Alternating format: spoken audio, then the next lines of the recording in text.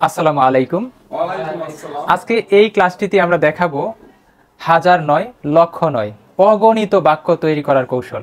এই একটি ক্লাস আপনি যদি আত্মস্থ করতে পারেন, ইংরেজির বেসিক ডেভেলপে আপনি অনেক দূর এগিয়ে যাবেন। খুবই খুবই চমৎকার একটি ক্লাস। আমার মনে হয় না যে আপনি ইতিপূর্বে এমন কোনো ক্লাস আপনার চোখে পড়েছে বা কেউ আপনাকে এভাবে বেসিক ডেভেলপ করার জন্য আপনাকে কেউ এভাবে সহযোগিতা করেছে। তবে আজকের এই ক্লাসটি বোঝার জন্য আমি একটু ব্যাগে যাচ্ছি যে জিনিসগুলো আপনার অনেক বেশি দরকার। অর্থাৎ এর আগে যে আপনি 3 নাম্বার ক্লাসে যে এই চারটার মধ্যে শুধু এই সাবজেক্ট এবং WH ওয়ার্ডগুলো যদি আপনি প্রপারলি মুখস্থ থাকে, ঠুটের মধ্যে থাকে, তাহলে ওই ক্লাসটা বোঝা আপনার জন্য খুব সহজ হবে। তারপরে দেখেন, এরপরে যে আমরা গত ক্লাসে 3 নাম্বার ক্লাসে আলোচনা করেছিলাম এই চার্টটা, অর্থাৎ এই যে দেখেন এই চার্টটা থেকে কিন্তু এই দীর্ঘ চার্ট আসতেছে। অর্থাৎ এখানে যে আমরা লিখেছি এই যে WH ওয়ার্ড লিখে রেখেছি, অর্থাৎ এখানে তো আমরা ওইখানে 11টা পড়েছি, কিন্তু 11টা ওয়ার্ড তো এখানে আসবে না, যেখানে জাস্ট আমরা সংক্ষিপ্ত রূপ লিখে দিয়েছি। এখন আমরা চলে যাচ্ছি যে এখানে WH যোগ করে কিভাবে অগণিত বাক্য তৈরি করতে পারি আমরা, সেগুলো আমরা প্র্যাকটিস করবো আজকে। তো গত ক্লাসে যেহেতু এই লেসনটা আমরা আলোচনা করেছিলাম, তাই আমাদের ধারাবাহিক ক্লাসগুলো যদি আপনি দেখেন তাহলে কিন্তু আপনার জন্য খুব সহজ হবে। চলেন এখন আমরা মূল পর্বে চলে আসছি। আমার সাথে একটু বলেন। আমি প্রথমে কিন্তু আমরা এই পুরো চার্টটা কিন্তু পড়তে দিব, আমি বাংলা বলবো, আপনার ইংরেজি বলবেন। দেখেন কত সহজ, কারণ আমরা এই WH ওয়ার্ডগুলোর দুই ধরনের অর্থ কিন্তু আমরা অলরেডি শিখে নিয়েছি। আমার সাথে বলেন, আমি খাই। আপনি ইংরেজি বলবেন, আমি খাই। আমি খাই না। আমি কি খাই। আমি কি খাই না। এখন দেখেন এই চারটা বাক্যের আগে যদি আমি হোয়াট ইউজ করি, তাহলে দেখেন যদি বলি আমি যা খাই, হোয়াট আই ইট। আমি যা খাই না, হোয়াট না, হোয়াট। হ্যাঁ, হোয়াট আই ডোন্ট ইট। হ্যাঁ, আমি যা খাই না। আমি কি খাই। আমি কি খাই না। একটা হচ্ছে দেখেন, বুঝতে পারছেন এখানে একটা কয় রসিকার কি আর কয় দীর্ঘিকার কি, একটা রস্বই আর একটা দীর্ঘই। তাহলে এই হোয়াট ইউজ করেছি বিদায় যে আমি কি খাই, এটা কিন্তু আমি কি খাই এটা না, কিন্তু আমি কি খাই না বা আমি কি খাই এরকম। দেখেন, ঠিক আছে। এখন দেখেন আমি সিরিয়ালি সবগুলো বাক্যের সাথে একই, আমি যদি একটা লাইন দিয়ে পড়ালেও হবে, কিন্তু আপনাকে আমি প্রথম দিকে আমি এই 3টা সারিতে একটু দেখিয়ে বোঝাতে চেষ্টা করছি। দেখেন, আমি যদি বলি, আবার এখানে বলেন, আমি খাই। আমি যা খাই। আমি খাচ্ছি। আমি যা খাচ্ছি। আমি খেয়েছি। আমি যা খেয়েছি। তারপরে দেখেন, আমি খাই না। আমি যা খাই না। আমি খাচ্ছি। আমি যা খাচ্ছি। হ্যাঁ বলেন। হ্যাঁ, আমি খেয়েছি। আমি খাইনি। আমি যা খাইনি। ঠিক আছে। দেখেন, আমি কি খাই। আমি কি খাই। আমি খাচ্ছি। আমি কি খাচ্ছি। আমি কি খাচ্ছি। আমি খেয়েছি। আমি কি খেয়েছি। আমি কি খাইনি। আমি কি খাই না। আমি কি খাই না। সরি, আমি কি খাই না। তারপরে আমি কি খাচ্ছি না। আমি কি খাচ্ছি না। আমি কি খাইনি। আমি কি খাইনি। এখন সবগুলোতে দেখেন এইভাবে আসতেছে। আবার দেখেন, এখন যে বলে আমি খাই, ইংরেজি কি। আমি যখন খাই। আমি যখন খাই না। আমি কখন খাই। আমি কখন খাই না। আমি যেথায় খাই। আমি যেথায় খাই না। অথবা আমি কোথায় খাই, কোথায় খাই না। হ্যাঁ, আচ্ছা, আমি যেথায় খাই, যেথায় খাই না। তারপরে আমি কোথায় খাই। Where do I? আমি কোথায় খাই না। আমি কেন খাই। সরি, আমি যে কারণে খাই। আমি যে কারণে খাই না। আমি কেন খাই। আমি কেন খাই না। আমি যেভাবে খাই। হ্যাঁ, আমি দেখেন, আবার দেখেন, আমি যেভাবে খাই। আমি যেভাবে খাই না। আমি কিভাবে খাই। আমি কিভাবে খাই না।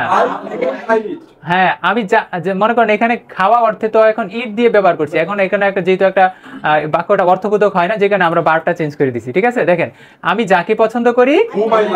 আমি যাকে পছন্দ করি না। ঠিক আছে, এখন যদি এখানে ইট দেন তাহলে আমি কাকে খাই হয়ে যায়, তাই না? ঠিক আছে, তারপরে কি হোম আই লাইক, আমি যাকে পছন্দ করি, হ্যাঁ আমি যাকে পছন্দ করি না, আমি কাকে পছন্দ করি, আমি কাকে পছন্দ করি না। দেখছেন, এখন চলে আসছি এই যে দেখেন, খুব বি কেয়ারফুল, এইখানে দারুণ একটা জিনিস দেখেন, যে পছন্দ করে, এখন কিন্তু আর দেখেন এই হো এসে ওই সাবজেক্ট খেয়ে ফেলছে, ঠিক আছে, হো এর পাওয়ারে এসে কিন্তু ওই যে হো আই লাইক আর দরকার নাই, হো এর ভিতরে কি আছে, সাবজেক্ট আছে, ঠিক আছে। দেখেন যে পছন্দ করে, যে পছন্দ করে না, দেখছেন এখন এটা থার্ড পারসন সিঙ্গুলার এস হয়েছে বিধায় এটা ডাজেন্ট হয়েছে, তাই না? তারপর দেখেন কে পছন্দ করে, কে পছন্দ করে না, দেখছেন ফুল স্টপ, ফুল স্টপ, এখানে হয়েছে যে, তখন প্রশ্নবোধক হয়েছে যখন কি কে, তাই না?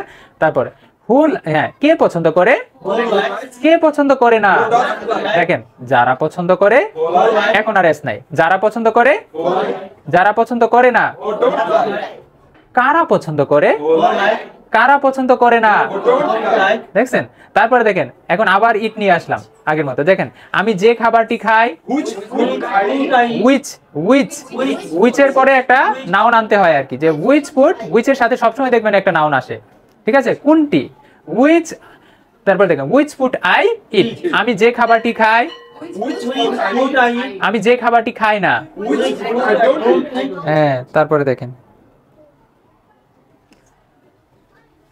কোনটা পড়ছিলাম, উইচ ফুড, হ্যাঁ তারপর এটা পড়বো এখন, আচ্ছা আমি কোন খাবারটি খাই, আমি কোন খাবারটি খাই না, এখন দেখেন হোস ফুড মানে কার খাবার, তাই আমি যার খাবারটি খাই, আমি যার খাবারটি খাই না, আমি কার খাবারটি খাই, আমি কার খাবারটি খাই না, হ্যাঁ তারপর দেখেন আমি হাউ মেনি, আমি যতগুলো খাই, হাউ মেনি, আমি যতগুলো খাই না, আমি কতগুলো খাই, আমি কতগুলো খাই না, আমি কতটুকু খাই, আমি কতটুকু খাই না, আমি কি আমি কতটুকু খাই, আমি কতটুকু খাই না, এটা হচ্ছে আমি যতটুকু খাই, যতটুকু খাই না, কতটুকু খাই, কতটুকু খাই না। অর্থাৎ আচ্ছা কার জন্য সহজ হবে এই লেসনটা বোঝা, যারা ডাব্লিউএইচ ওয়ার্ডের দুই ধরনের অর্থ জানে।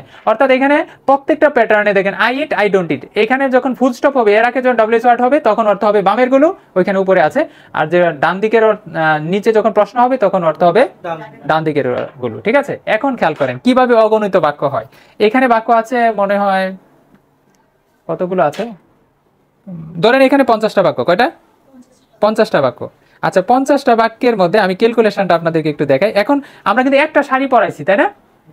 কিন্তু পরে বাকিগুলো কিন্তু এভাবে পরে আসতে হবে, এখন ভিডিও দীর্ঘ হয়ে যাবে। এখন যে এক সারি বুঝেছে তার জন্য এটা বোঝা একদম সহজ। জাস্ট এখানে যেখানে আমরা বলছি ডু আই ইট, আমি ওয়াই ডু আই ইট, আমি কেন খাই, এখন বলে ওয়াই এম আই ইটিং, আমি কেন খাচ্ছি, ওয়াই হ্যাভ আই ইটন, আমি কেন খেয়েছি। একই কথা, যে প্র্যাকটিস করবে তার কিন্তু পুরোটা প্র্যাকটিস করতে হবে, সে বুঝলে হবে না। প্রথমবার যদি সে দুই একবার প্র্যাকটিস করে এটা, এই পুরো চারটা যদি সে, এখানে যে ভার্বটা আছে এবং সাবজেক্ট আছে আই, ভার্ব আছে ইট বা লাইক, ঠিক আছে।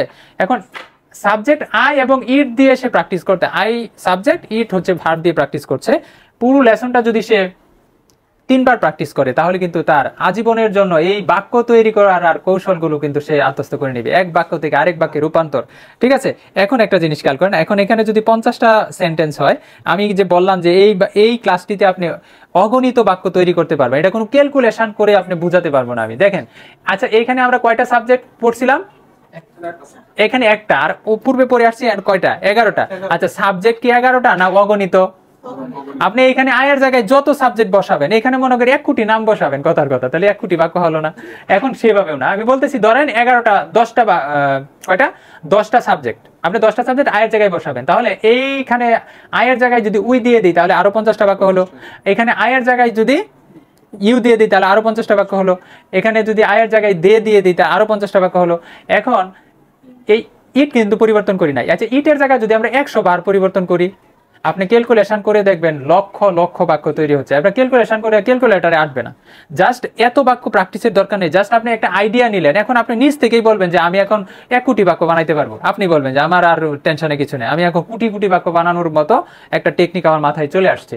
এই জন্যই মানে এখন যদি কেউ বলা হয় যে এই দুনিয়াটা কোন দুনিয়া, বলবো এটা সৃষ্টিফার দুনিয়া। কি দুনিয়া এটা বলেন তো? সৃষ্টিফার দুনিয়া না এটা?